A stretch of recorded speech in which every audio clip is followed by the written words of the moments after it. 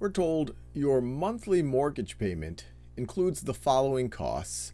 All right, this is the principal and interest. So this is what you're doing the principal is what you're using to pay down the debt, and then the interest is any debt on that. Property taxes, homeowners insurance, and also PMI. So this is private mortgage insurance.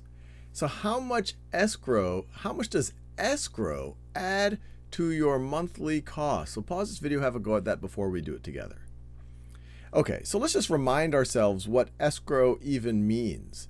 In general, when someone says escrow, it's an account that's being held on the behalf of others, either to keep that money safe, to use it when something contractually needs to happen.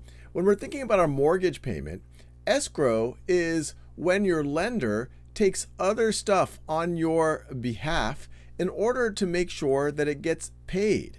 Now you might say, why does that happen? Why is that in your interest, and why is that in the lender's interest? Well, it could be in your interest because it just simplifies your life. You just pay all of this right over here, and then that makes sure that your property taxes, your homeowner's insurance, and your private mortgage insurance is all paid. From a lender's point of view, they also care about that, because imagine you have a mortgage and you have put 20% down. The lender has given you an 80% of the value of the house loan. They have a lot more at stake at that moment than you do. So if for whatever reason the property taxes aren't paid, or if you haven't paid for insurance and something bad were to happen to the house, that's going to hurt the lender. And this mortgage insurance, this is usually for mortgages where there's less than 20% down. The lenders do this, and they make you pay that insurance in case you're not able to pay for the mortgage. And so then that protects their cost, or protects their investment.